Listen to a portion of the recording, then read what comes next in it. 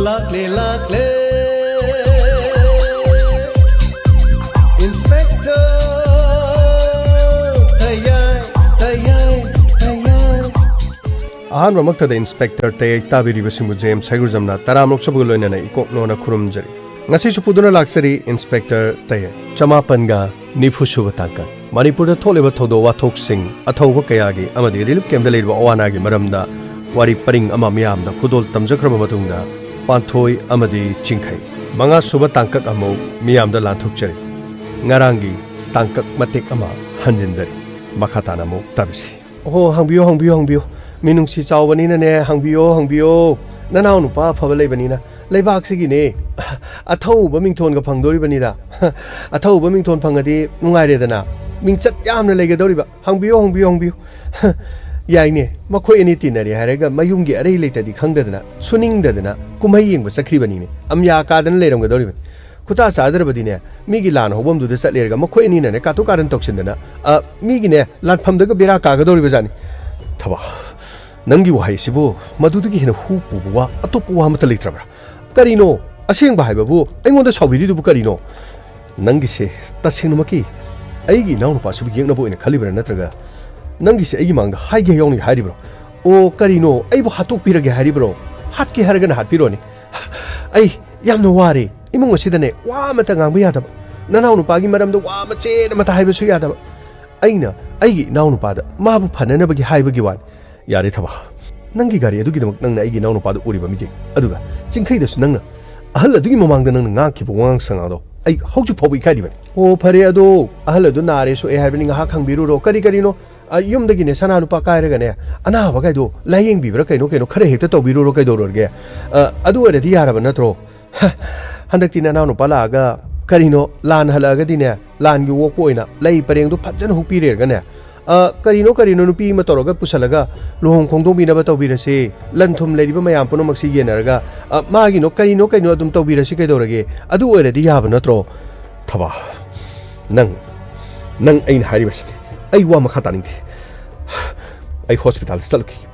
A little. Nangi a canbo hide to Tabaki, Sweden stroke to Werman. Ahayo, I want the tiny day. Masa Patabagi, Carino, Kumchan Belena Navagi, Masana Nazadana, Dom to Jabudu, I know Nangadi Hine. Kibuki Sale the Koi Mungus the Legadaba, Angapanico,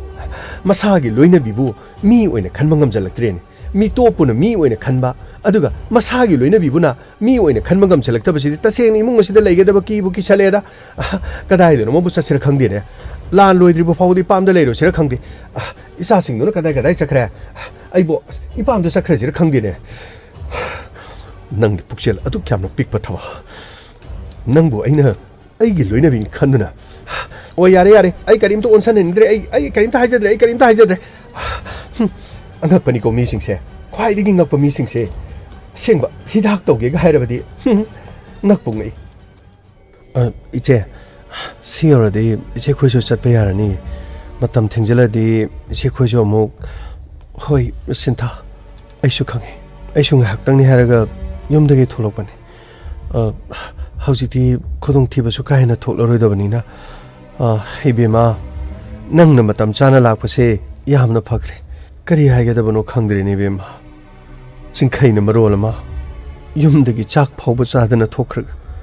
Hochik Pobo the Moama Pau Kariguma Tahirak Palit Hochikangi Yum the Gitokraga Mankiba Kotkiba Hedo Madruto Gadra Haidunane and talk no Waduna Lerudam Apano Kongo Lidino Quiti Tirubomatamda Clubkin Haron Kayagaloinen Kunga Pani Haidana Papa Mother Yamada Amada Yamada Sally have a Pautari Maga Satmina Kiba Mangalso, Mayum the Gigari Puduna Satki Haduna, Imum Manunane, me who begi Wangang de Mapabung so Wahi Kumpamsing to Karataraga Halaga, Masu, Masanung Shibane, Karine, Sumang the Lepton Wasumangam Badagine, Tok one Takiban, a double level Pabadigi,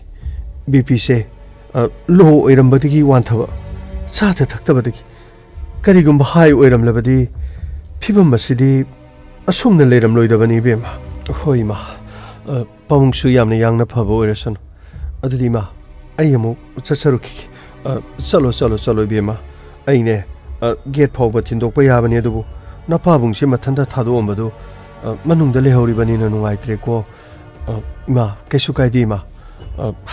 ana bang balak pada thindok phapati haina badaini yari ma itima kari haige haima bijoy kari haige nangbo itima karam toroge na babo pauta badi ke hang balak libani ibungo khaujik pudi khudong thiningai oidre BP low oibani high oiram labadi yamna nungai ro dobajan sada thakta bane chingkhai ne yum thado ga chatkhibani kari haige dobano khangdre deibung hitema ai shi naw nu pa du ga chingkhai ga makhoi punna samina ke haiba pautar madugi wa haw du digi ta da su yum da hangba laksaraman madu bu naw nu pa na gari pukhi ena madu dagi gari gi nupi ni saulang bane gari budi phang adu bai gi nupi di haujik phawbada madi saulang su kari mata toktre aisu isu ikai raban ta da ni yum da lak pama thamada da chingkhai na ai gi naw nu pa da hawraga makhoi bi yum sigi pukhi bi mong da karino khara so hai kramal tema ai gi nupi de aina phawba ngang na bangam da magi wahai wata na kari gumba aso eran khari yaw grab jitima nanaw bo waro bi biadi ai madu machu ai tema da haijage na lakon adubo ana basi yamna phare na ta sabada ai gi wakhan amuk hena nungai ba phawkre itema hawjik lamba ngang no pim sa dubo mani panthoi haibadin sanu pa singkhai ga khangna jaban makhoi ani se unthokna nuksina jakraba aikhoina sune panthoi si bungo yamna pamja khraban adubo ne makhoi gi mapa khoina di mi oibagi wa ngang da ba male de kari haidong no khangde de bungo noma soi sanu pa do lambi da thalaga karino hairi haidana mathai yamna nungaitana noma nini se leiba mabu khangdoke na ina hangba matamda mane ngon hairi bani ne hema kaidawragi bungo nangbo adum nangna mafamdu da famdunu leiri dubo ngasai digi imadi mungdo changdana sak thongba loirure nati aina ngasai hangam ngana mana fambu dagi nang adum madugi mafamdu da adum ungdana chinta tawdana leiriba nati kari tawragi yen narabro nati kari tawragi sel manglabra thadakibuduga chanadrabra haibani nangbo kaishu tawdima aishum wakhalama tawban somtha hisab ama sum pabani hai ima loina khangine ima sumi gi mai thong yengbada mana khaliba sikarino mamna pamni bi sikarino habedu khanglibani ne ima koina khoigi matam du kan thorok panati kanana kaidore hayu ima da hayu kari tawrabage nangbu kari na ning thungdrabage hayune sel puthoktuna nangi damak naning thungnana ba ima koina nangi pabung khoina hona ba dingamti adubune pangal na shakti na ai khoina ne tawba yaba kari tawba yaba ge habadu yengi hayu kari tawre nangi awat pa kari leire hayu ima kari gumong tawat pa leibna te punsi se khalurabadi sum nokning yaba tar khongpham khajik chadaba pibam khajik chadaba haibase miyoibagi punsi da loina thongna banga hayune kari tawrage ba adugi wafam dubu kari wano nangonda kana kaidawrage miya ima panthoigi mapana lambi daibu machanupi panthoi dagi khara laptho o haidana lambi de ngonda kihanba kari boy hairakpagi wani hai amta ngai ko bungo amta ngai ko hai dang ni ngai ko ne silaune abung kari ai nongonda wa matang haigin hei pam haibiu nang suba nomba kalli aduga imung manungda nachin na raw nu pm ga nanga nakhoi ani khagwera mal nakhoi gi pabung khoisu ai khoi ba sumun na khangmani da aduga aina sumun na dum khang pabung wafam sibu wafam haibu sinis ai di amna poina ngangmu su ai ka hena hingna de aduga haujiki matamda nangonda ina kihan khangan bani haidana sunang na loganu masi nang na tare tara thongno khalagba matamda su wakhalse nakhoi gi mungda thoklam laba natraga nang na samaki na sa na su da thoklam lagadi kari oigani haibasi nang na khanba phai ai khoi isa gi damukta ehenba pamagi wanate ai gi sadi tongali topi aduga masu mathantan aina haining libade sinida aigi sanupiga nakhoi ge loina tinariba tino kari sukai bele adubune masi likai khunna sodu ngangna rabawa maduna maram oira kanda aina nongonda haining libasi nangna ꯑꯩꯒꯤ ꯏꯆꯥꯅꯨꯄꯤ ꯄꯥꯟꯊꯣꯏꯒꯤ ꯄꯨꯟꯁꯤꯗꯒꯤ ꯃꯇꯝ ꯆꯨꯞꯄꯒꯤ ꯑꯣꯏꯅ ꯂꯥꯞꯊꯣꯛꯀꯗꯕꯅꯤ ꯄꯥꯕꯨꯡ ꯑꯩꯅ ꯍꯥꯏꯔꯤꯕꯁꯤ ꯅꯉꯣꯟꯗ ꯁꯤꯡꯅꯕ ꯅꯠꯇꯦ ꯅꯪꯅ ꯋꯥꯐꯝ ꯑꯁꯤ ꯌꯥꯝꯅꯁꯨ ꯑꯩꯕꯨ ꯐꯠꯇꯅ ꯈꯟꯈꯤꯅꯤ ꯑꯩꯒꯤ ꯏꯆꯥꯅꯨꯄꯤ ꯃꯇꯤꯛ ꯆꯥꯕ ꯃꯐꯝ ꯑꯃꯗ ꯑꯩꯈꯣꯏꯅ ꯁꯤꯟ ꯂꯥꯡꯂꯒ ꯃꯥꯕꯨ ꯂꯨꯍꯣꯡꯕ ꯄꯥꯝꯃꯤ ꯅꯪꯁꯨ ꯏꯕꯨꯡꯉꯣ ꯅꯪꯒ ꯆꯥꯟꯅꯒꯗꯕ ꯅꯪꯒꯤ ꯄꯨꯟꯁꯤ ꯈꯣꯡꯂꯣꯏ ꯑꯣꯏꯒꯗꯕ ꯁꯣꯏꯗꯅ ꯂꯩꯒꯅꯤ ꯑꯗꯨꯒ ꯑꯩꯗꯤ ꯍꯥꯏꯕꯤꯗꯦ ꯍꯥꯏꯅꯤ ꯋꯥꯐꯝ ꯑꯁꯤ ꯑꯩꯅ ꯍꯥꯏꯗꯅ ꯄꯥꯟꯊꯣꯏꯒ ꯅꯪꯒ ꯃꯨꯛꯅꯗꯅ ꯃꯗꯨꯗꯒꯤ ꯑꯐ ꯐꯠꯇ ꯊꯣꯛꯂꯛꯄ ꯃꯇꯝꯗ ꯀꯔꯤꯒꯨꯝꯕ ꯑꯩꯅ ꯍꯥꯏꯔꯤꯕꯁꯤ ꯑꯩꯒꯤ ꯏꯊꯛꯇ ꯇꯥꯔꯛꯄ ꯇꯥꯔꯕꯗꯤ ꯃꯇꯝ ꯑꯗꯨꯗ ꯅꯪ ꯑꯩꯕు ꯋꯥꯔꯧꯒꯅꯤ ꯑꯩꯗꯤ ꯑꯩꯒꯤ ꯏꯆꯥꯕꯨ ꯇꯁꯦꯡꯅ ꯍꯥꯏꯔꯕꯗ ꯑꯩꯅ ꯋꯥꯔꯛꯄ ꯉꯝꯖꯗꯕꯒꯤ ꯅꯪꯉꯣꯟꯗ ꯍꯥꯏꯔꯤꯕꯁꯤ ꯍꯥꯏꯐꯝ ꯊꯣꯛꯇꯕꯅꯤ ꯑꯗꯨꯕꯨ ꯑꯩꯅ ꯈꯟꯕꯗ ꯅꯪ ꯋꯥꯈꯜ ꯈꯟꯕ ꯃꯤꯅꯤ ꯊꯕꯛ ꯁꯨꯕ ꯅꯣꯝꯕ ꯀꯟꯕ ꯃꯤ ꯄꯨꯛꯆꯦꯜ ꯁꯦꯡꯕ ꯃꯤꯅꯤ ꯍꯥꯏꯅ ꯂꯧ ꯑꯆꯨꯝ ꯑꯔꯥꯟ 7-10 ꯊꯣꯛꯅ ꯃꯨꯟꯅ ꯈꯜꯂꯕ ꯃꯇꯨꯡꯗ ꯅꯪꯅ ꯂꯩꯔꯤꯕ ꯐꯤꯕꯝ ꯑꯗꯨꯒ ꯑꯩꯒꯤ ꯏꯆꯥꯅꯨꯄꯤꯒ ꯂꯩꯔꯤꯕ ꯐꯤꯕꯝ ꯑꯁꯤꯒ ꯑꯅꯤꯁꯤ ꯈꯦꯠꯅꯕꯅꯤꯅ ꯑꯩꯅ ꯍꯥꯏꯔꯤꯕ ꯋꯥꯐꯝꯁꯤ ꯅꯪꯅ ꯆꯨꯝꯃꯤ ꯆꯨꯝꯗꯦ ꯍꯥꯏꯕꯗꯨ ꯃꯨꯟꯅ ꯈꯜꯂꯒ ꯄꯥꯟꯊꯣꯏꯗꯒꯤ ꯂꯥꯞꯊꯣꯛꯀꯗꯕꯅꯤꯀꯣ ꯃꯗꯨ ꯅꯠꯇ꯭ꯔꯕꯗꯤ ꯑꯩꯉꯣꯟꯗꯒꯤ ꯍꯦꯟꯅ ꯐꯠꯇꯕ ꯂꯩꯔꯣꯏ ꯑꯗꯨꯕꯨ ꯃꯈꯣꯏ ꯃꯄꯥꯅ ꯅꯉꯣꯟꯗ ꯗꯥꯏꯔꯦꯛ ꯍꯦꯛꯇ ꯍꯥꯏꯕ꯭ꯔꯅꯦ ꯏꯃꯥ ꯍꯥꯏꯅꯤꯡ ꯍꯥꯏꯖꯁꯅꯨ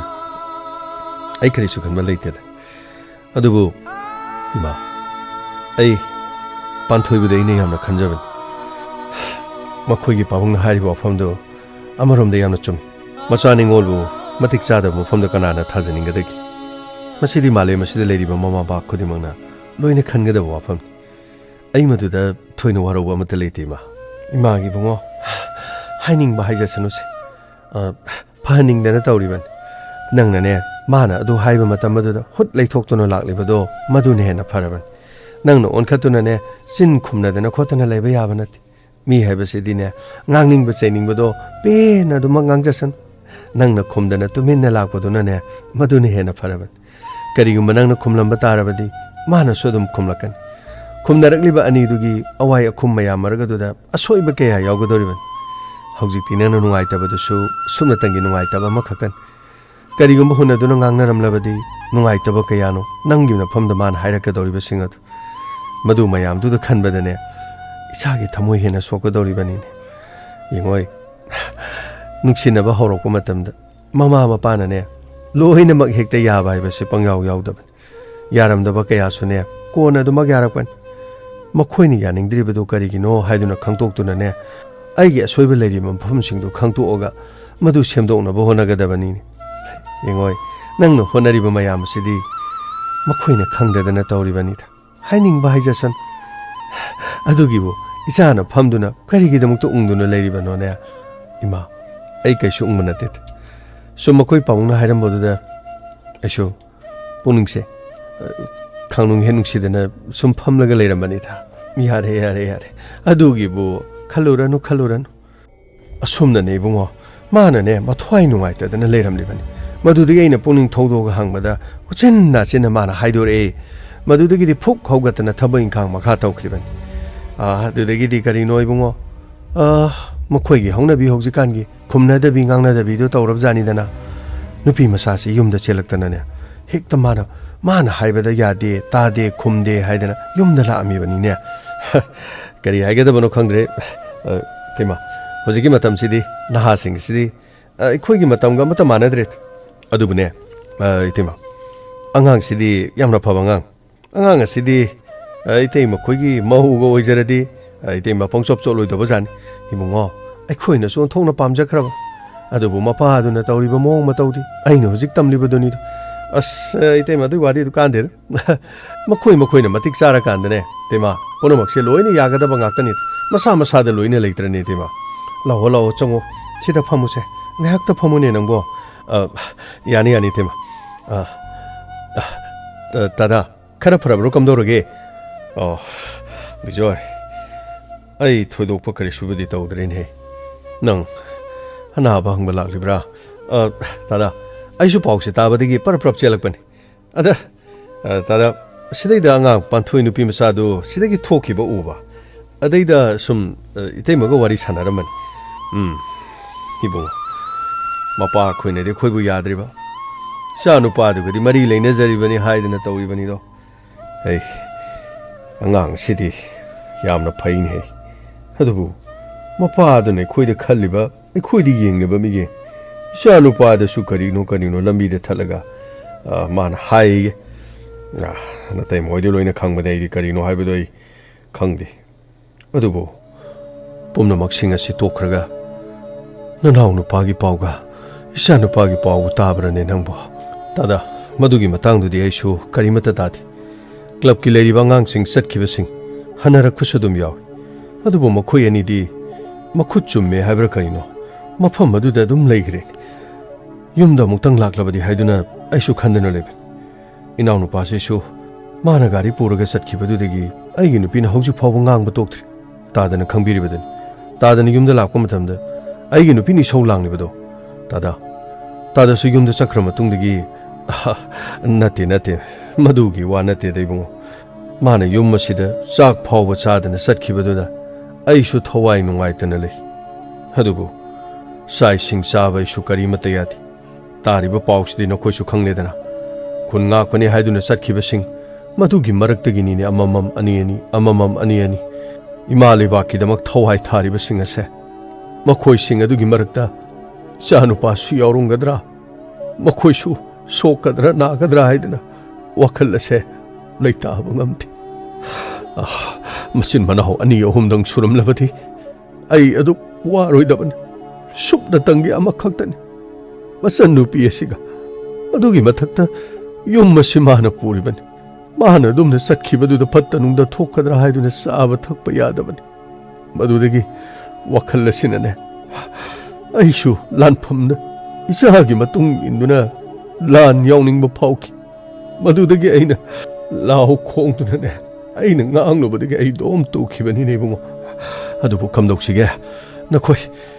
ꯀꯔꯤꯅꯣ ꯄꯥꯎ ꯈꯔ ꯂꯧꯅꯔꯒ ꯑꯃꯨꯛ ꯆꯠꯀꯦ ꯍꯥꯏꯔꯕꯁꯨ ꯃꯈꯣꯏ ꯆꯠꯂꯨ ꯑꯃꯨꯛꯇꯪꯗꯤ ꯌꯨꯝꯗ ꯍꯜꯂꯛꯑꯣ ꯍꯥꯏꯕꯕꯨ ꯃꯈꯣꯏꯕꯨ ꯌꯥꯔꯣꯏꯗꯕ꯭ꯔꯅꯦ ꯑꯩꯅ ꯋꯥꯟꯊꯔꯤꯕ ꯍꯣꯁꯄꯤꯇꯥꯜꯗ ꯄꯨꯈꯠꯂꯤꯕꯁꯤꯕꯨ ꯃꯍꯥꯛꯇꯤ ꯀꯔꯤꯃꯠꯇꯁꯨ ꯈꯪꯂꯝꯂꯣꯏ ꯃꯁꯤꯒꯤ ꯈꯨꯗꯣꯡꯆꯥꯕꯒ ꯂꯧꯔꯒ ꯑꯍꯜ ꯂꯃꯟ ꯅꯥꯔꯦ ꯌꯨꯝꯗ ꯃꯇꯝ ꯈꯔ ꯂꯥꯛꯎꯒ ꯍꯥꯏꯗꯅ ꯃꯈꯣꯏꯕꯨ ꯄꯥꯎꯒ ꯄꯤꯕ ꯌꯥꯔꯣꯏꯗ꯭ꯔꯅꯦ ꯕꯤꯖꯣꯏ ꯅꯈꯣꯏꯅ ꯈꯔ ꯁꯤꯟꯕꯤꯕ ꯌꯥꯕ꯭ꯔꯅꯦ ꯁꯤꯕꯣ ꯗꯥꯗꯥ ꯂꯨꯈ꯭ꯔꯕ ꯋꯥꯐꯝ ꯃꯈꯣꯏ ꯅꯍꯥꯟ ꯌꯨꯝꯗꯒꯤ ꯊꯣꯛꯈꯤꯕꯗꯨꯗꯤ ꯉꯁꯤ ꯐꯥꯎꯕ ꯃꯈꯣꯏꯒꯤ ꯐꯣꯟꯁꯨ ꯀꯔꯤꯃꯠꯇ ꯆꯠꯇ꯭ꯔꯦ ꯑꯩꯅ ꯉꯛꯂꯤꯕꯗꯤ ꯆꯠꯈꯤꯕ ꯃꯌꯥꯝ ꯄꯨꯝꯅꯃꯛꯇꯤ ꯑꯗꯨꯝ ꯍꯟꯅꯔꯛꯄꯁꯨ ꯑꯗꯨꯝ ꯌꯥꯎꯏ ꯑꯗꯨꯕꯨ ꯃꯈꯣꯏꯅ ꯌꯨꯝꯗ ꯍꯜꯂꯛꯀꯦ ꯍꯥꯏꯕ ꯋꯥꯈꯜ ꯐꯥꯎꯕ ꯈꯟꯗ꯭ꯔꯤꯕꯁꯤꯕꯨ ꯗꯥꯗꯥ ꯃꯗꯨꯒꯤ ꯃꯇꯥꯡ ꯑꯗꯨꯗꯅꯤ ꯑꯩꯅ ꯋꯥꯈꯜ ꯑꯁꯤ ꯃꯝꯂꯤꯕꯁꯤ ꯏꯅꯥꯎꯅꯨꯄꯥꯗꯨꯁꯨ ꯍꯟꯗꯛ ꯊꯣꯛꯂꯛꯂꯕꯗꯤ ꯑꯩ ꯂꯥꯟ ꯑꯁꯤ ꯍꯦꯛ ꯂꯣꯏꯕꯒ ꯃꯍꯥꯛꯄꯨ ꯃꯌꯨꯝ ꯃꯀꯩ ꯄꯥꯜꯍꯜꯂꯒꯦ ꯍꯥꯏꯗꯨꯅ ꯈꯟꯕꯅꯤ ꯏꯃꯨꯡ ꯑꯁꯤꯗ ꯑꯩꯒꯤ ꯅꯨꯄꯤꯒ ꯇꯧꯔꯤꯕ ꯃꯑꯣꯡ ꯃꯇꯧ ꯗꯥꯗꯥ ꯍꯥꯏꯗꯣꯛꯄꯗ ꯏꯀꯥꯏꯖꯔꯕꯅꯤ ꯀꯔꯤ ꯍꯥꯏꯒꯗꯕꯅꯣ ꯈꯪꯗꯦ ꯑꯗꯨꯕꯨꯅꯦ ꯆꯠꯈ꯭ꯔꯒ ꯉꯁꯤ ꯐꯥꯎꯕ ꯍꯜꯂꯛꯇꯕꯗ ꯑꯩꯁꯨ ꯂꯩꯇꯥꯗꯗꯨꯅ ꯑꯗꯨꯝ ꯂꯩꯕꯅꯤ ꯌꯨꯝꯗꯅ ꯑꯩꯒꯤ ꯅꯨꯄꯤꯒꯤ ꯃꯑꯣꯡ ꯃꯇꯧꯁꯤꯅ ꯑꯩꯒꯤ ꯏꯅꯥꯎꯅꯨꯄꯥ ꯍꯜꯂꯛꯇꯦ ꯍꯥꯏꯕꯁꯤꯗ ꯅꯣꯡꯃꯇꯁꯨ ꯋꯥꯗꯦ ꯃꯍꯥꯛꯅ ꯍꯜꯂꯛꯇꯦ ꯍꯥꯏꯗꯨꯅ ꯆꯥꯛ ꯂꯦꯝꯃꯤ ꯍꯥꯏꯗꯨꯅ ꯍꯦꯟꯅ ꯋꯥꯔꯧꯔꯤꯕꯅꯤ ꯗꯥꯗꯥ ꯑꯩ ꯀꯔꯤꯅꯣ ꯈꯣꯡꯒꯨꯜꯂꯤꯕ ꯌꯥꯕ꯭ꯔꯥ ꯌꯦꯡꯈꯤ ꯍꯩ ꯏꯕꯨꯡꯉꯣ ꯅꯪꯒꯤ ꯅꯨꯄꯤꯒꯅꯦ ꯑꯗꯨ ꯑꯗꯥ ꯅꯅꯥꯎ ꯅꯨꯄꯥꯒ ꯇꯧꯗꯨꯅ ꯍꯥꯏꯅꯔꯨꯅꯨ ꯏꯕꯨꯡꯉꯣ ꯍꯜꯂꯛꯂꯒꯁꯨꯅꯦ ꯇꯊꯤꯅꯅꯦ ꯉꯥꯡꯕꯤ ꯆꯩꯕꯤꯕ ꯌꯥꯕ ꯅꯠꯇꯦꯀꯣ ꯑꯃꯨꯛ ꯍꯟꯅ ꯆꯠꯈꯤꯒꯅꯤꯀꯣ ꯊꯦꯝꯗꯨꯅ ꯀꯔꯤꯅꯣ ꯋꯥꯔꯤ ꯋꯥꯇꯥꯏ ꯁꯥꯁꯤꯀꯣ ꯍꯣꯏ ꯗꯥꯗꯥ ꯀꯤꯔꯕ꯭ꯔꯅꯦ ꯅꯣꯏꯕꯣ ꯑꯃꯠꯇ ꯊꯣꯛꯂꯛꯇ꯭ꯔꯦꯅꯦ ꯂꯣꯏꯅ ꯄꯥꯛꯊꯗꯅ ꯂꯣꯠꯇ ꯂꯩꯔꯕ꯭ꯔꯣ ꯍꯩ ꯍꯥꯠꯇꯣꯛꯄꯤꯒꯦ ꯊꯣꯛꯂꯛꯎꯅꯦ ꯅꯔꯤꯟꯁꯨ ꯌꯥꯎꯗꯅ ꯅꯣꯡꯃꯩꯁꯤꯡꯗꯨꯒ ꯅꯁꯥꯒ ꯂꯦꯞꯄꯗ ꯅꯣꯡꯃꯩ ꯃꯆꯤꯟꯗꯨꯅ ꯍꯦꯟꯅ ꯁꯥꯡꯉꯤꯅꯦ ꯑꯗꯨꯒ ꯇꯧꯊꯣꯔꯛꯂꯤꯕ ꯃꯑꯣꯡꯁꯤꯡ ꯑꯗꯨꯒ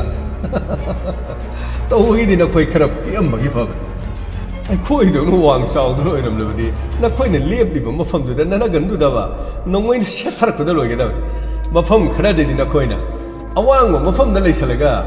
ꯑꯩꯈꯣꯏꯅ ꯂꯧꯕꯨꯛ ꯄꯜꯂꯤꯗ ꯂꯩꯕꯗꯒꯤ ꯅꯈꯣꯏꯅ ꯈꯨꯗꯣꯡꯆꯥꯕ ꯂꯧꯕꯗ ꯑꯩꯈꯣꯏꯒꯤ ꯈꯨꯟ ꯉꯥꯛꯄ ꯈꯔ ꯁꯣꯛꯈꯤꯕꯒꯤ ꯋꯥꯅꯤ ꯍꯣꯏ ꯂꯥꯎꯅꯦ ꯍꯦ ꯊꯣꯛꯂꯛꯅꯦ ꯂꯝꯕꯥ ꯄꯥꯅꯁꯤ ꯂꯥꯎꯅꯦ ꯊꯣꯛꯂꯛꯅꯦ ꯑꯝꯇ ꯉꯥꯏꯈꯣꯅꯦ ꯃꯉꯥꯜ ꯑꯝꯇ ꯉꯥꯏꯈꯣꯅꯦ ꯀꯩꯗꯧꯔꯒꯦ ꯃꯈꯣꯏꯁꯤꯁꯨ ꯈꯔ ꯁꯨꯃꯥꯏꯅ ꯂꯥꯎꯔꯒ ꯀꯤ ꯈꯪꯅꯅꯕ ꯇꯧꯕ ꯐꯕꯅꯤ ꯃꯈꯣꯏ ꯑꯅꯤ ꯑꯃꯗꯤ ꯇꯨꯈ꯭ꯔꯦꯗꯅ ꯃꯗꯨꯗꯒꯤ ꯃꯈꯣꯏ ꯁꯨꯛꯇꯧ ꯊꯣꯛꯂꯛꯇ꯭ꯔꯤ ꯉꯥꯏꯈꯣ ꯅꯨꯃꯤꯠꯁꯨ ꯇꯥꯁꯤꯜꯂꯛꯏ ꯁꯤꯗꯒꯤꯗꯤ ꯃꯈꯣꯏ ꯃꯐꯝ ꯑꯁꯤꯗ ꯃꯈꯣꯏꯒꯤ ꯃꯤ ꯑꯍꯦꯟꯕ ꯀꯧꯕ ꯑꯣꯏꯔꯝꯃꯗꯤ ꯀꯅꯥꯅ ꯈꯪꯒꯅꯤ ꯑꯩꯈꯣꯏ ꯃꯐꯝ ꯑꯁꯤꯗ ꯂꯩꯔꯤꯕꯁꯤꯡ ꯑꯁꯤ ꯅꯥꯏꯠ ꯚꯤꯖꯟꯒꯨꯝꯕ ꯌꯥꯎꯗꯅ ꯃꯤ ꯂꯥꯛꯈꯤ ꯂꯥꯛꯇꯦ ꯍꯥꯏꯕꯁꯨ ꯀꯔꯤꯒꯨꯝꯕ ꯈꯨꯠꯂꯥꯏ ꯑꯃꯠꯇ ꯑꯩꯈꯣꯏꯗ ꯌꯥꯎꯗꯦ ꯑꯩꯈꯣꯏꯒꯤ ꯃꯔꯨ ꯂꯧꯈꯤꯕ ꯆꯠꯈꯤꯕ ꯀꯥꯡꯕꯨꯁꯤꯡꯗꯨ ꯀꯃꯥꯏꯅ ꯇꯧꯔꯦ ꯑꯩ ꯑꯉꯥꯡꯆꯥ कमाई तौरे कोई मरु लोग सब तो कमाई तौरे ये मा अमो योक्सल है हरी आई खरा थुरु आयु ने अदुगा वाई गे ना कोई पाउदी कमाई ने फोन की ये मा फोन दनी मैसेज तो पाउ फोन की बिनी सिदा लेरिबा सेटसिंग से सीजन दना पाउ पिना बयादे फगनी यामा अदुगा अखोइना पारिबा सेटसिगा मखोइना पारिबा सिगा करिगुम मतमदा अमगा अमका पाउ फोन बयाव अखोइगे अरोना थोपना मक सेटसिंग अदु हाइख्रबदी मखोइना अखोइगे अरोमा थुप खंख्रबदी मोइना खुदों साबा लौकिबे मरमदना यारिबा मखै मफम सिदा मखोइना अखोइगे लोन खंगबनिना मखोइना इराइ लाइना खंग मखोइगिदि मखोइगे लोन ngang na buado अखोइना खंगदबनिना अखोइ खुदों सादि अतोप खुन ngakpa मफम सिंगदि मखोइगे मरोन खंगबा मी सिजन हेबदो मधु चप चाबन मैगिदि लानफम सिंग सिदा मखोइगे मरोन खंगबा अखोइगे वॉलंटियर यावरबदि हेना नुंगाइगदो यामा फादिगे लुबा मखथि करि दोरे यामा असोम दकन लेरिबा अखोइगे खुना पुसिंगतो मखोइनदि सेट सिदा वांगांगपो मतमदा अखोइगे अरोना थुपसि यावना हे वांगा मधुदनि ने खोइना खुदों चाद्रिबसि यारि मखै मेसेज थाको मफम सिल सिजनरिबा सेटसिंग सिदा नोंगाइ कापनरिबा मफम सिदा मसिग मरि लेनर करिगुम मफम अम थाइर पियारो हाइको फगनि याबा हाइजके याबा खरतुना पौफिको नत्रबदि अखोइगे अरोना थुप खंख्रबदि अखोइ खुदों चादबि फनि याबा ngaikoni nangbo sidam talakoni si changsalakoni kedorge nangbo nahadagi sida lerise panthoi ning singlakro manga kadhaidagi wafam nangna tanja sidabu loine khangida nungsiba sidi thamoida dum lotuna lei haidani aikhodi nungsiba leitabani na nungsiba karino haiba khangthi adubo aina nungsiba makhakti lei करी कना नान मखैदि हाइदोक्तना दम लोथना थमि जानिने नथि कनानो बा none नुक्सि हाइसिबो कनानो एकता हाइदोक्पो याब्राने आइना नुक्सिबदि ऐ हाइरोरिथा करिनो none हाइसिबो अदुग्लु नतिनरगा मफमसिदा इरेबाकिदम लाग्लिबा नत्रो थवाइ थाराबसु इरेबाकिदम हिंग्लबसु पुनि हिमिरसे मरुप अमना मरुप ममुगि मफमदा लोटपदि फतेदा अगिदि नोंगोंद लोइना तमिदुदि करिगिनो नंग निंगोंद हाइनिंगद्रिदु कैगिनोबा कैसु नतेदा असिगी ताइबंगसे यामना नोंनिंगे अतोंगदा मिपुम खुदिमक लोइने लेनिगे लेकुटपा मफमदा Kanasu लेनिंगदि ngasi thokliba lana sisu makoina khoidagi heningbadagi punne hingminaba punne leminaba punna nungsi sanana leminaba haiba wakhaladu makhoida leramlabadi ngasi thokliba lana sibu tholomgadran aikoi imungda suni khoi tajongna makhali khoi teimana makhali aina makhali nati nangno jigata nangno khwaidagi nungsiba ma leina hairamdaini nangi hana hayuni nangi khwaidagi nungsiba ji kanano याई नंगसु none खंगलेरब नत्रो आइगी ख्वाइदगी नुक्सिबदि आइगी इरैपा करी इरैपा करिगिनु नोइदुबो इरैपा नुक्सिबगी नत्रो खैना लाइसे चुमे आइना खलुबदि पान्थोइ हाइरकदबै निंगुबनिदा अस यारे नंगी वासिजो असिंगमने आइसु अइना ख्वाइदगी नुक्सिबदि इरैपां मदुगी मथंगदा खैथासो ख्रमना नुसि मसिसु अइना मफम सिदा चले थारुबदा खैथासो लेफम चाफम खंगलम मा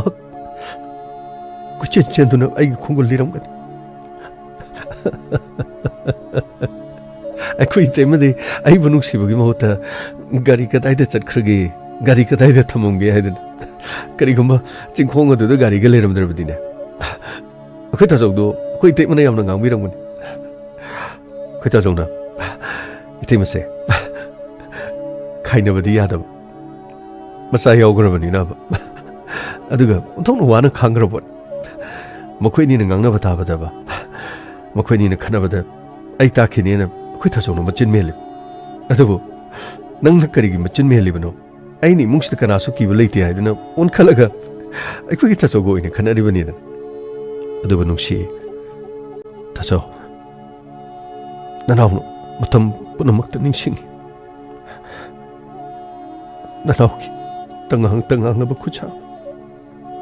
punama yom sin biduna tachau no porakhiba tachau ai waro ganu ka tachau as karino tori dubo nati lanpham asida maithirage khalibra nupa mandi nakhoi ta jawna na nungsiba ai loina khangi nomatang nakhoi de jalubada chak chamina kho अरे वो पुथोरकन नखोई देमदी कैसे खंद्रे मागिदी yum पानब होने जब है यामना कुपना होने जबन अरे मद मांगन तहन बनते माना पामू जब गाड़ी दे शोखिनी नानखिनी नंगना खरा सेल थोक्तबनिना थाव खरा हंदा गाड़ी पुरोरबसु करिगुम मतमदा खचितंग हे खोटप यावबा मपुन मचै लुना तौजबने न दुम लौरसु याब अथुबदे खै तेमबुदी अइना दुम लक्नरिनि मागी मौ मतौदुदा अइदी नोंमतसु साउथि चखुमदा फमदुना चाक थिरो हायरगा अइना माबु असोयबदो अइना पाना nganglini तिमदो अइंगोदा यामना ngangbane अदुबु माना nganglibदो अइबु नुंसिबगिनि अइबु पानहरिबनि इतने में बुलाना खन में करी सुन थी अने करी मत तानसलुब नथि युम मदुद चाक सखोम मत उरबसु इतने में तचौ न पिजरिबन अइबु चाक सखोम मत पिजरिबा इमु मदुद अइबु हिंगनबुगी मचाक पिरिबा मेतु ओनसिनना अइना सावगद्रने नो अइना कैदोंगेदा अइगी तेमबु इन सावब लेथि अइदी तेमबु ओने जबने अइना लग्न जबने गाड़ी थाव याउद्रबसु अइना तेमा गाड़ी से थाव याउद्रिङेदा यातम थौजरुगे हाइदुर पुदुर लाइदुदी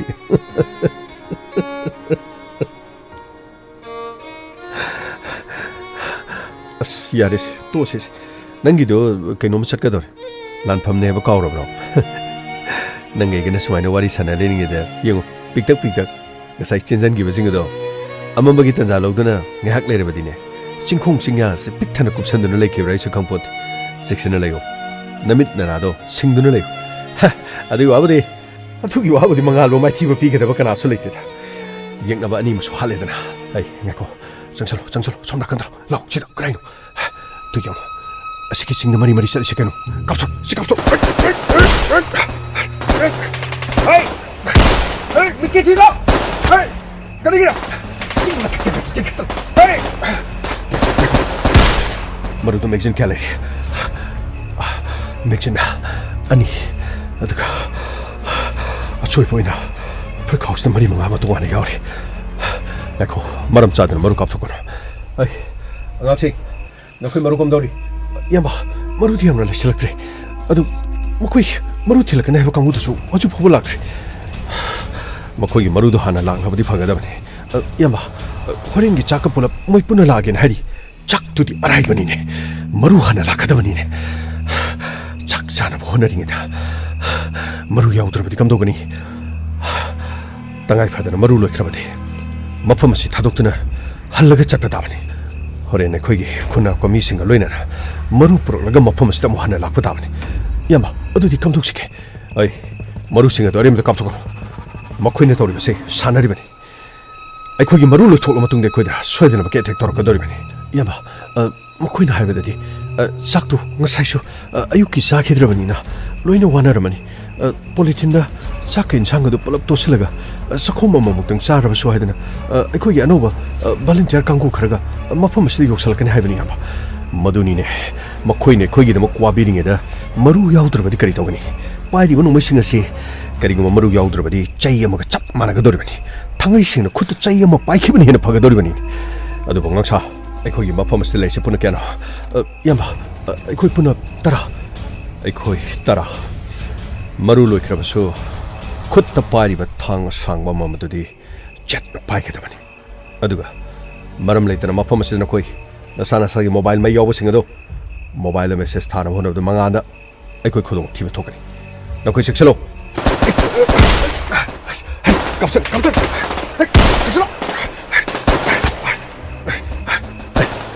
hey mikiti sa noi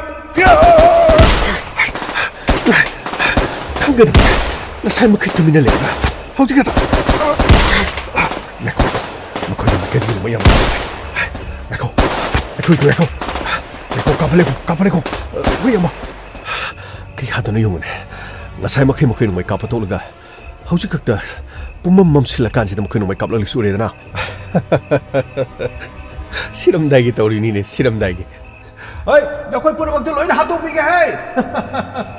망하는 너희 씨먹이 너부터 망하는 비비는 거든 해 너희 뿌리먹 아무 떨려나 타로이 그리기 너는 꽤 나올라오시고 그 이마품 쓸래 해봐도 너는 짭짤한 건글리시 가기 놈이 그리 너는 돌시고 지금 그리기 너는 어디 어느 기도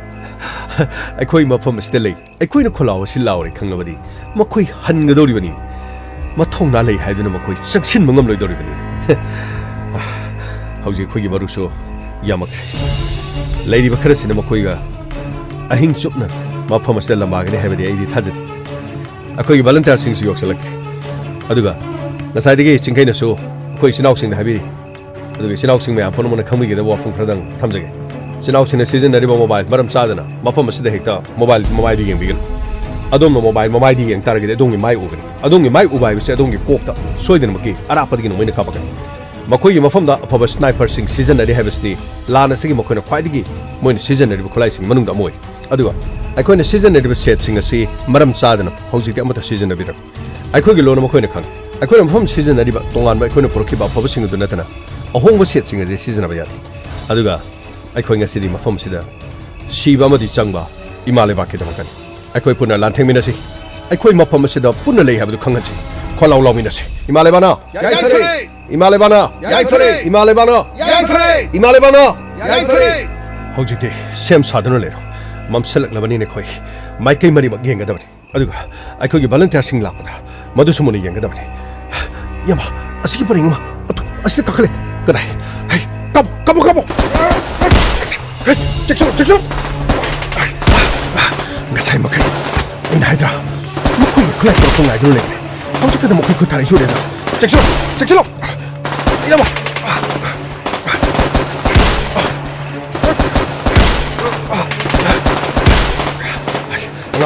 Jackson Ecco ma kogi mi ma sing hela kre no mai kalup ki ma sing kre no koi Jackson ga dabane yaba ecco maru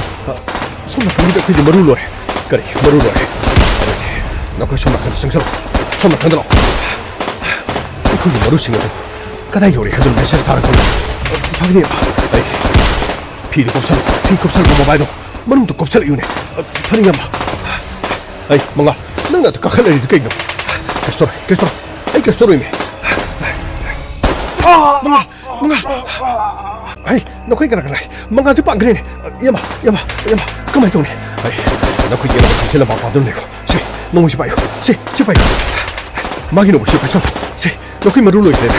yama chalo yenga bala ma ba ai magi so kum sa pa ka songi jingship som kum phani kabu phani yama Look, kapo 손 흔들어. 손기 melung. 판이야 봐. 아이, 내가 자택 들어.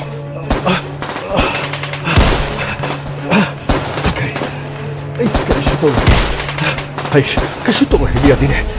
나 사도는 이런 빨리 쇼들어. 그 슈터로 해야. 아이, 이게 tumba. 타박. kapo. 아nak kapo.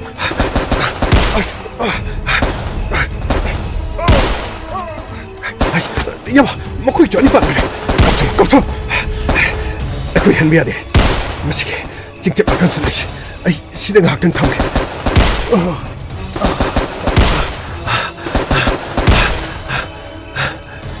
yama makoi no kapale kre tumini yama tari bringo akoi gi maru komdori yama maru sti yamni yaudri yama ai gi yama sidele ba igisna mekjin silore kare Nangide, yama, aigidi marusida mari manga yauri sinulore. Nangide, yama, aikuigidi yama marulore. Paredo, kolashing of the loin of Pagadavani. What in? Mapams the Tilacomatum de Marudige and the Tiloi. Chinchips the Koi, Lutunalish. Mako could have librium. Yama, Moko could amatala kid. Chinkay.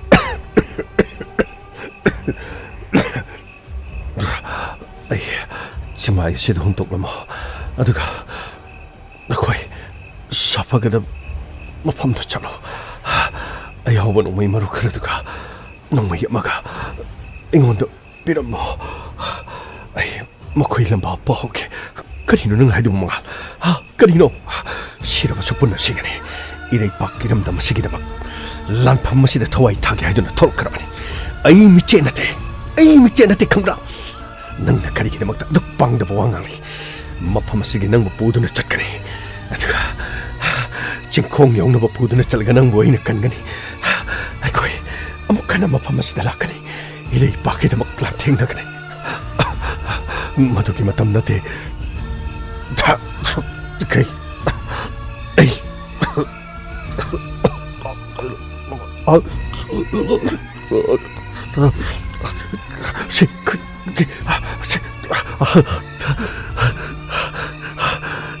진득이 토록 입어 이해지는 강해 아이 그저 야로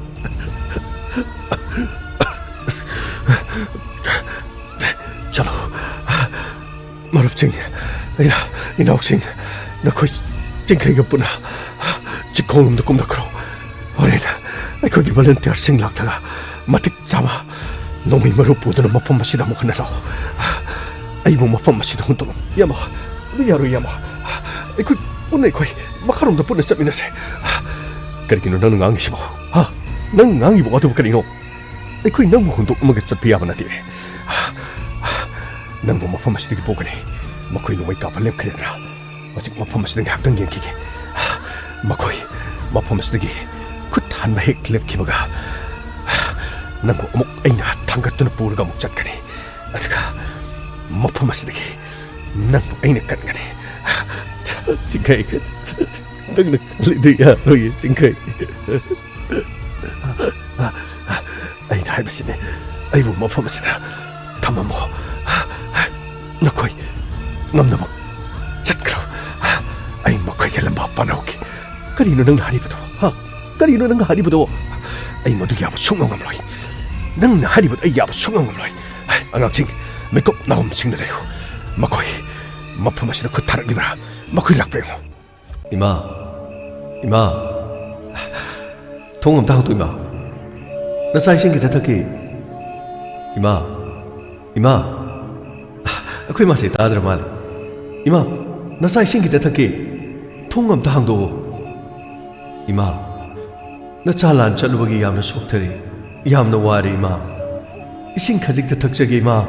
thong se mukta hangune ima hai kedore mama moi pam aibo manglara na chanu pana ima ising thaki hairame kari haiba na chanu pana mangli sing thaki haiba ngasidi kobru mai kai da suno mai kapagi makhon yamna thai kari thoglaga ba maku mangni haibaduni ko ish kari no ni tawri basibo moi pabung na chanu pa do awa phamna tara bazala ising thaki hairam li basibo kari gino na chanu pa do awa phamna tara bazala mama 팟타복 숙한 검시다. 낭나네 나 사부 닝싱도 나 좀 레이버드다. 나 사부 낭나 칸버드다. 낭기나 망다 나 사부 우보이랑마니. 그리슈 도로이다. 그리기나 마나. 숙구 이라버시 망대 싱탁기 하이버와 목도 좋아이디. 그리 도로버사 노이 마기 봉어. 그리슈 똥도 보유고. 이 마기 봉어. 그리슈 도로시. 세세 tomo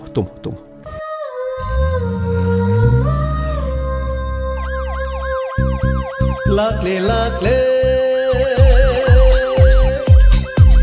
Inspector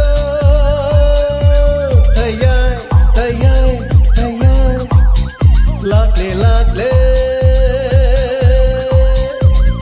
Lakle Inspector Tayang Uthanaba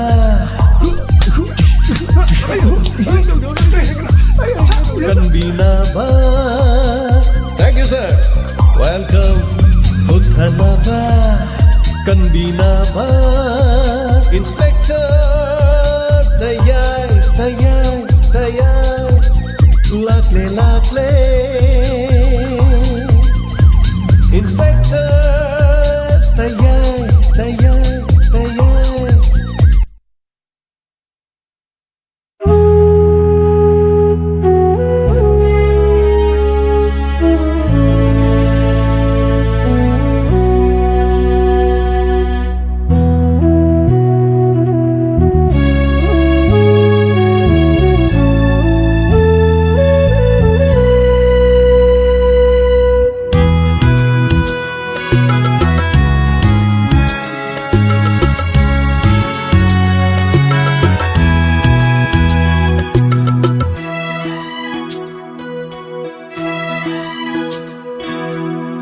Ningol singgi jakau tha lakle lakle hiyang gaigi ningol jakau tha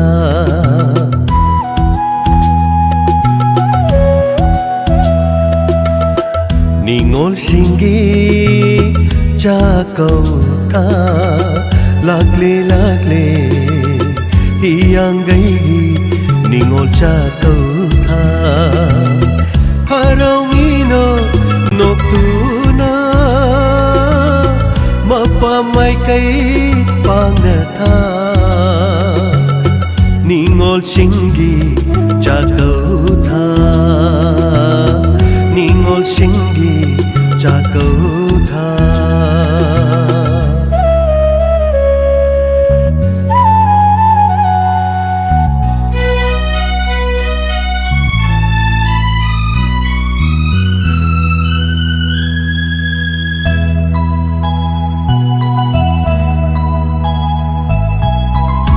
Jaba kharadang shetla charaga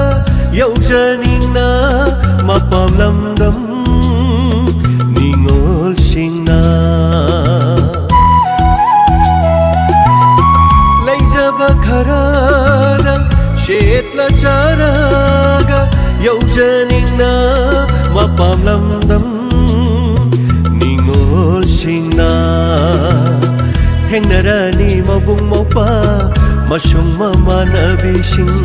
Thengnarani mabung mopa masung mamanabising Pugmen paumen naraga hauki bawari kaya ningsing duna Tengharani chakrabat hawaii mitlu pirana Ningol singgi jakau tha lakle lakle hiyang gaigi ningol jakau tha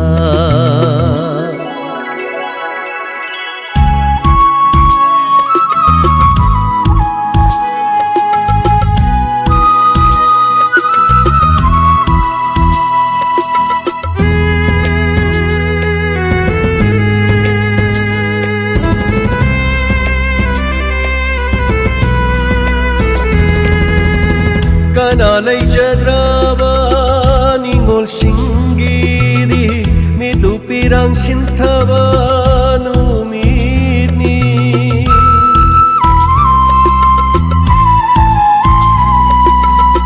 Kanalay jadraba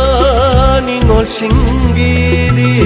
midupirang sintaba numidni Cipta cipta Yeng jari mapamay kay yeng duna Laki darahay duna yeng jari mapamay kay yeng duna Mitupirang kangdana Ningol singgi jakau tha lakle lakle hiyang gaigi ningol jakau tha Harawino noktuna mapamay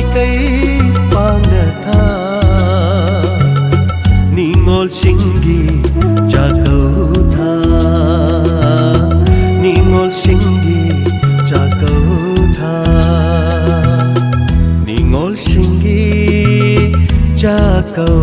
tha lakle lakle hiyang gaigi ningol jakau tha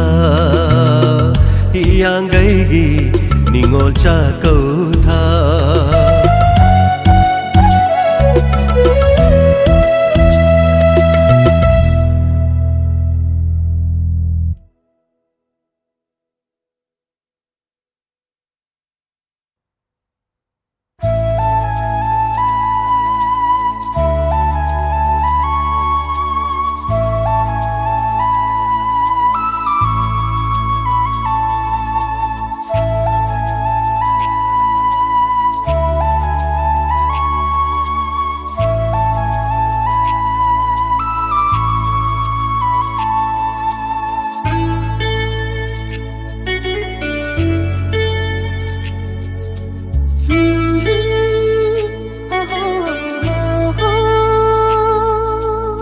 Shin bire nang naibu nanggi nanakta Punsin bire nanggi nungsi kisina Shin bire nang naibu nanggi nanakta Punsin bire nanggi nungsi kisina Aibu natanungda Aibu punsigi Aibu natanungda Aibu punsigi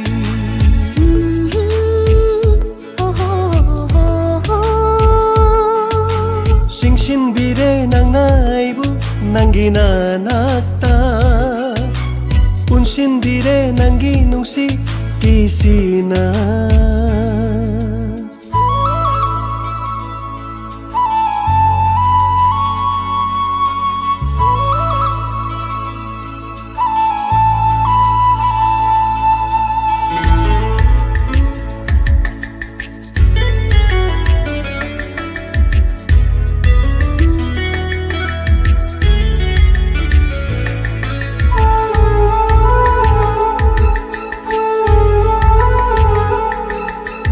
Aigi thamoy laikolda shatlaro naning tamna akan banong lay laklashu ngaklage nang bu kindanaba pullage nung si kisina Aigi hangla batamoy laikolda pullage chetna punsigi lingdanaba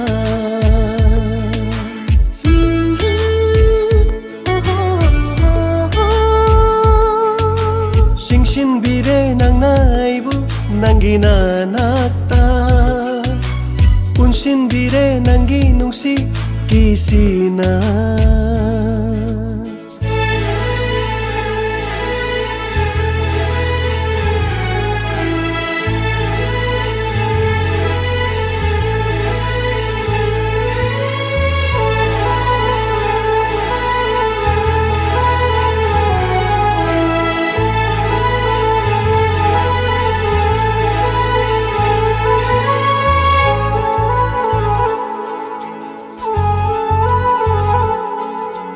La la la la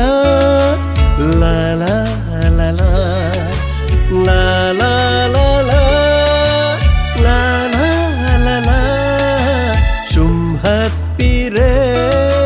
nanggi mitjena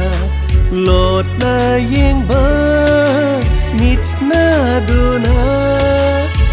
Hadok laroy nang bu punsigi oy na Satlaro nang na ay gilay kol sida pullage cheta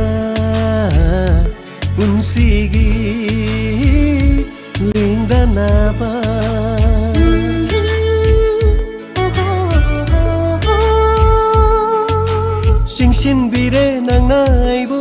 Nanggi nanata Punsinbire nanggi nungsi kisina Aibu natanongda Aibu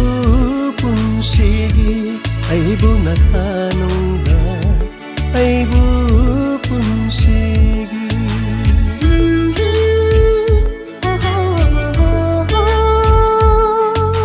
Singsinbire nang naibu Nanggi nanakta Punsinbire nanggi nungsi kisina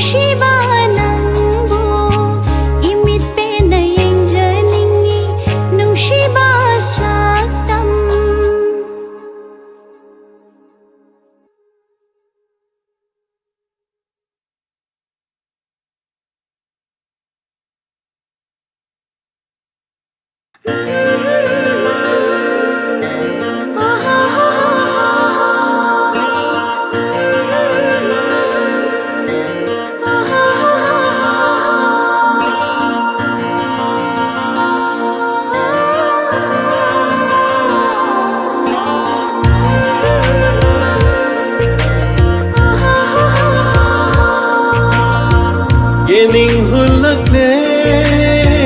ꯑꯩꯒꯤ ꯊꯃꯣꯏꯁꯦ ꯅꯪꯒꯤ ꯅꯨꯡꯁꯤ ꯁꯛꯇꯝ ꯎꯔꯨꯕꯗ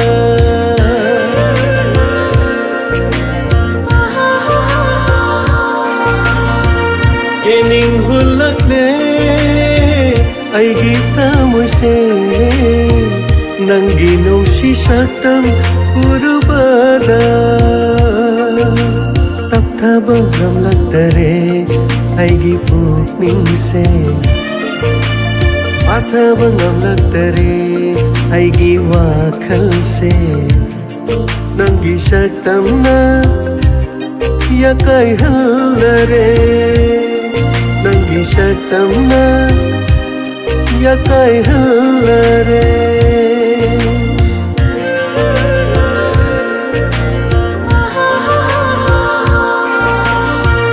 ꯌꯦꯅꯤꯡ ꯍꯨꯜꯂꯛꯂꯦ ꯑꯩꯒꯤ ꯊꯃꯣꯏꯁꯦ ꯅꯪꯒꯤ ꯅꯨꯡꯁꯤ ꯁꯛꯇꯝ ꯎꯔꯨꯕꯗ ꯅꯪꯒꯤ ꯅꯨꯡꯁꯤ ꯁꯛꯇꯝ ꯎꯔꯨꯕꯗ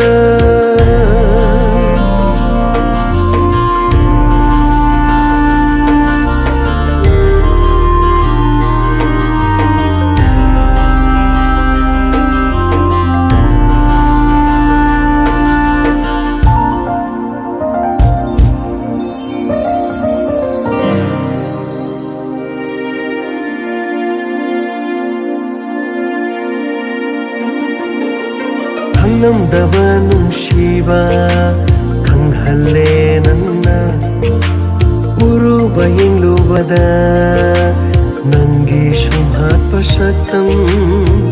ꯑꯩꯒꯤ ꯇꯥꯑꯣꯏꯅꯤꯡꯕꯅ ꯄꯥꯝꯕꯟꯕꯁꯨ ꯍꯩꯔꯛꯂꯦ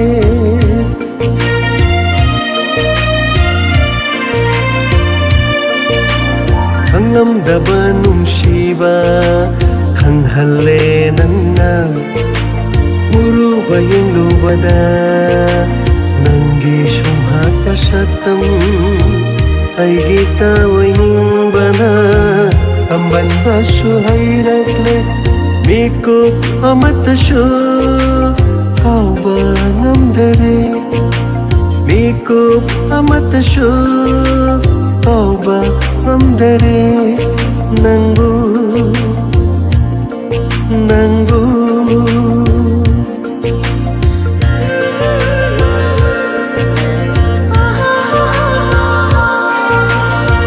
예닝 훌락래 아이기 타무세 남긴 온시 삭담 우르바다 남긴 온시 삭담 우르바다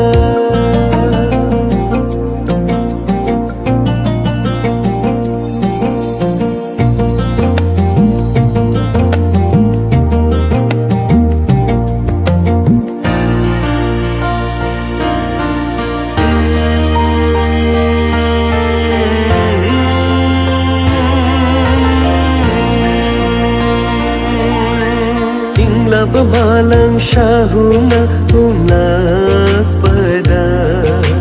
Nung si irig na jothalle aigi hakchang se Nanggiyathang amabu pangnaba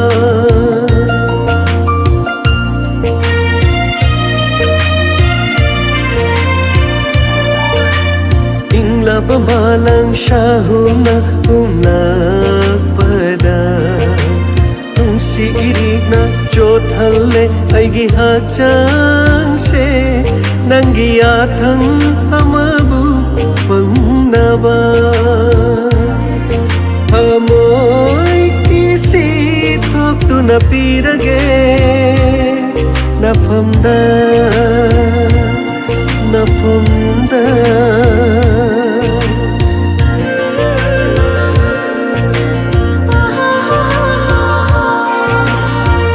Yening hulakle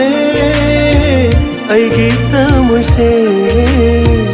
nanggi nungsi saktam urubada tapthaba ngamlaktare ꯑꯩꯒꯤ ꯄꯨꯛꯅꯤꯡꯁꯦ ꯄꯥꯊꯕ ꯉꯝꯂꯛꯇꯔꯦ ꯑꯩꯒꯤ ꯋꯥꯈꯜꯁꯦ ꯅꯪꯒꯤ ꯁꯛꯇꯝꯅ ꯌꯥꯀꯥꯏꯍꯜꯂꯔꯦ ꯅꯪꯒꯤ ꯁꯛꯇꯝꯅ ꯌꯥꯀꯥꯏꯍꯜꯂꯔꯦ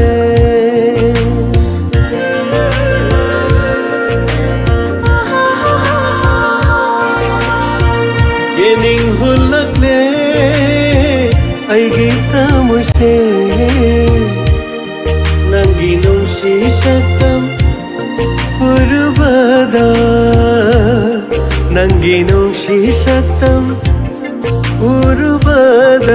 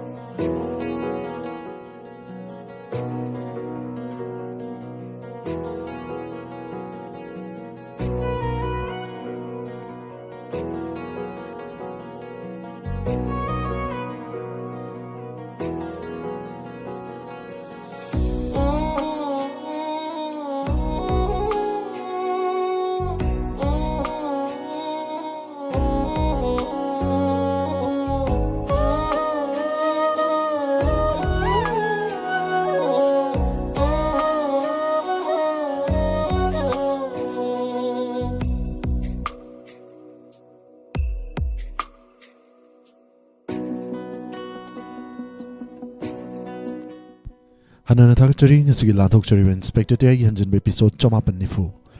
Pantoy Madi Chinkai, Mangasuba Tankak, Tanka Sida Saru Yabiriba, Konjalina Tabiriba, Mijing Tabiriba Sing Hanana Takachari. Nasigi Tanka, Sida Pibirak, Papitbega Medicamen Sing Tenang Patokchagi, Tokchom Sunita, Takachari, Toram Sida Saru Yabirak, Sir Samarin Dragrism, Takachari,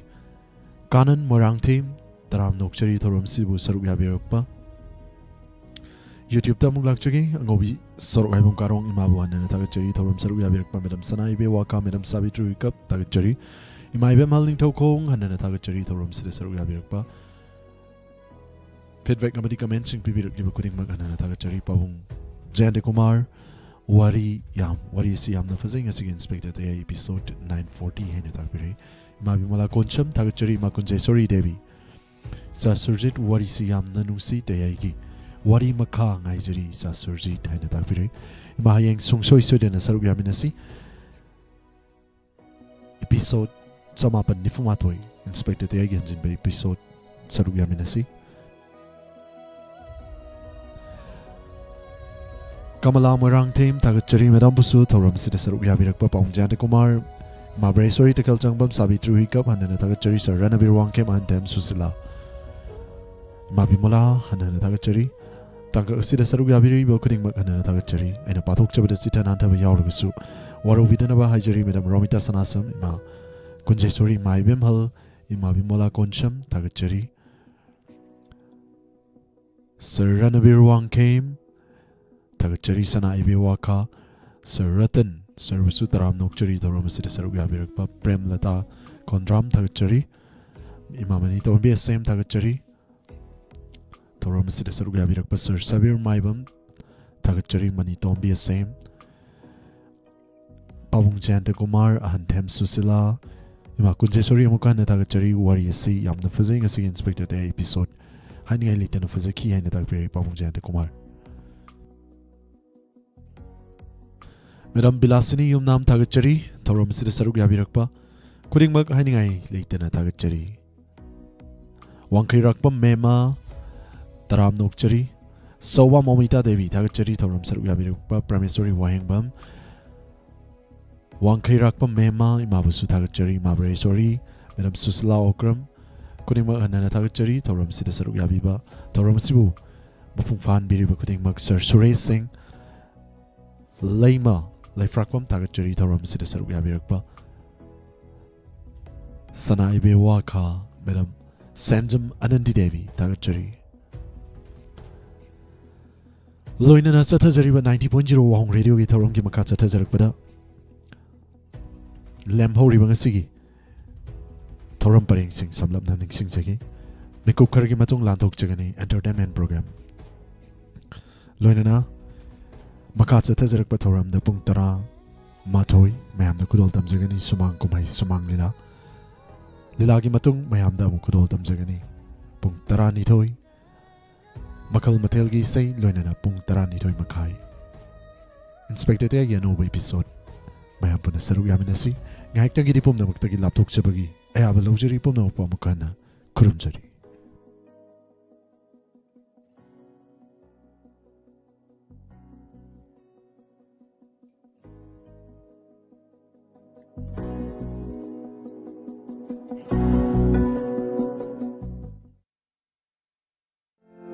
Yaning Coaching Center YCC Thobal Hauka Asem Lampa Mafam asida Sainik Nabodia RMD Amadi Atopa Class 6 tagina 9 Phawagi Competitive Exams singidama Mausagna coaching ki khudongchaba pijari Yaning Coaching Center ki achievement singdi First position in Class 9 State Topper First offer in State Girls category First offer in OBC category First offer in Defense category Loinana Chhatra chamagi mathakta Sainik Amadi Nabodia Puthokraba Coaching Center amani Mafam asida takpi tambiri basingasi Matam amagi JNB Thobal gi student ngakani akang na seat masing first phase ki oina masing nifu loinana second phase ki oina masing nifu oizagani english ani kunga taret session asigi dama form thaba hauzani eligibility na class 3 pass amadi masigi matha screening test first phase ki oina langliba december ki tang 13 english ani kunga manga second phase na january ki tang kunga manga english ani kunga taru mafam na thobal hau khada lejariba mafam asida pangthukchagani pass tawgi changna 87% loinana session na january ki last week tagi hauzargani relief camp ta lairiba satra singidama akhanaba kudong saba pijari coaching center asigi kudong saba singdi smart class nupi masa amadi nupa masa singi tongan ba hostel matam gi oina mama mapa singda whatsapp ki kuthangda feedback piba chapter wise ki test amadi regular mock test asonba satra singi akhanaba class su thamjari akupa marol gi dama call towi 7005 001427 loinana 6009507913 amadi 70051 07563 Akupa marol gidama yaning.in Ari basna su changbiba yagani Matam kuina nungsang haibadi piles laina asina aduna khudong chadaba kaya mayokna duna leraklaba amadi atopa layeng kaya chathaba matamda phabangamdraba natraga laina asi yengthokpagi khudong chadaba mayokna duna leraba singna madugidamukta wabirurugan sahi taragi mathakta experience leraba laina asi yengbuda miyo cha kaya phanba ngamkraba mayang Imphal Bengal dagi Kabirani Phundreimayum Jobida loinana machanupa Safik Anwar anina punna nupa amadi nupi singi tonga tongana layemgi khudong chaba pijari Kabirani Phundreimayum Jobida gi hidak ase amuktang thakpada nungsang haibadi piles pungpha phanba ngamle laina asina naduna khudong chadaba kayamarum adom mayok nabirabadi ngasima mayang Imphal Bengal da leriba Phundreimayum Jobida amadi Safik Anwar ga unabi akupa marol gi dama call tobiyo 9856601688 amadi 940278327 piles naba anaba gi dama Kabirani Phundreimayum Jobida amadi Safik Anwar Mayang Imphal Bengal Hangdokchare Ayush Healing Point Armani Building Pakhang Lapam Pareng Kaksing Khunyai Lekai Mafam asida Ayush ki laying bagi khudong saba phangbiragani loinana makal khudimaki therapy tobagi khudong saba su phangbigani therapy makal singa dudi homeopathic consultation yoga and naturopathic consultation Ayush medicine acupuncture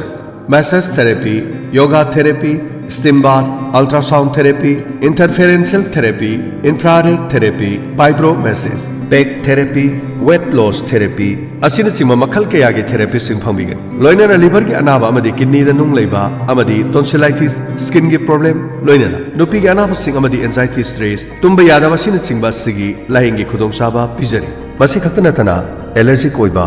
gout leiba heart amadi masigi mari leinaba laina sing diabetes amadi haksang gi weight hengatpa tonga tonga laina kaya gi maram dasu tanabibe yagani Ningtokaba numit tagina thangja numit ki ayuk pung 8 dagina pung 2 fawba loinana nomaiju numit ayuk pung 9 dagina nungthil pung 3 fawbagi Dr. Unabi bagi khudong saba phangbigan akopa marol gi dama 8413935890 loinana 6009968145 Ayush Healing Point Cure with Care Armani Building Pakhang Lapam Paring Kaksing Khunyai Lekai Eastern Lily drinking water की अनौब agent मंगागी मफम मियाम दा पिजरी Eastern Lily drinking water पाम्बी सिंगना पुंगदोंगबम की ओइना 8131915180 लेटेंग इंटरप्राइजेस पुंगदोंगबम दगी फंगबिगनी अनीसुब एजेंट ना water wall Kanchipur Imphal west mobile number 7052560334 अहम सुबुदा Khongapat Mayai Leikai near primary health centre Imphal west mobile number 8258932950 सगोलबन की ओइना बेलोनास बैग सगोलबन तेरा पुखरमबम लेरक मोबाइल नंबर 7050962775 मंगा सुबुदा खोंगमन मंजिल zone 1 Imphal east mobile number 7085658732 पंजरीब एजेंट मंगा असी लिली ड्रिंकिंग वाटर की ओइना इनौ नौना हांगदोकचबा एजेंट सिंगी मफम सिंग असदगे दोमदोमना ईस्टर्न लिली ड्रिंकिंग वाटर की दमक पाउ फोबियो इचाम मही तमाइबसी एमए डॉक्टर इंजीनियरिंग लोइबदा मसागी सही कुनमंगा फावबदी मही तमबदा दुम लोइकी मतमसिदा मही तमलिबि इचाना मही संगद मही तंबाइबसी स्कूलदन ख्वाइदगी सांग समना हायरबदा छात्र अदुना क्लास 12 लोइबदा स्कूलद मही तंबगी मतमसी सही 13 मोनी अदुगा कॉलेज अमद यूनिवर्सिटी द मही तंबदना सुमनतगी सही मंगा खतन समना हायरबदा स्कूलदन मही तंबगी सही असि सांग बहेल मरम असनि चाबु मही तंबदा अफब स्कूल अमा खनबा हाइबसे ममा मपागी ख्वाइदगी मरुइबन मसिगिदमक्ता इचागी मिंग चन्नबगिदमक्ता अफबा मतिक चाब स्कूल सोइदन खनबिगदबन अमरोमदा ममा मपाई खोइने इंग्लिश ngangrabadi लारिक हैतबो ओइने खलिबसी अरानबो ओइगन मरमदी स्कूल अयाबा मही तमलिबा मीडियम असि इंग्लिश मीडियम तमलिबा लारिक सिंग असि इंग्लिश मीडियम दन तमलिबा लारिक सिंग असि मणिपुरी अमदी हिंदी नतना इंग्लिश ता तंबा इबा ngaktani एग्जाम मतमदा हंगलिबा क्वेश्चन सिंग इंग्लिश ता ngaktani इसा सिंग पाखुम पीबसु इंग्लिश ता ngaktani मसीदा इबा पाबा इंग्लिश लैंग्वेज खंगलबन मसीदगी हेन मरुवरिबदी क्लासरूम द तमलिबा लारिक खुदिंग द यावरिबा पारा सिंगदा ज्ञान लौसिंग हाइबदी मोरल लेसन आइडिया कॉन्सेप्ट पारा खुदिमक की पीरिबन पारा दु द यावरिबा ज्ञान लौसिंग मोरल लेसन आइडिया कॉन्सेप्ट पुमनमक्से मुन्ना खंगौरबतदा अइगी इचाना अचौबमी लीडर अमा सोइदन ओइरकदबन स्लॉपलैंड पब्लिक स्कूल खोंगजौ CBSE affiliated boarding school academic session 26-27 की admission हाउजरे मोबाइल नंबर 9615965922 लोइनेना 9615520109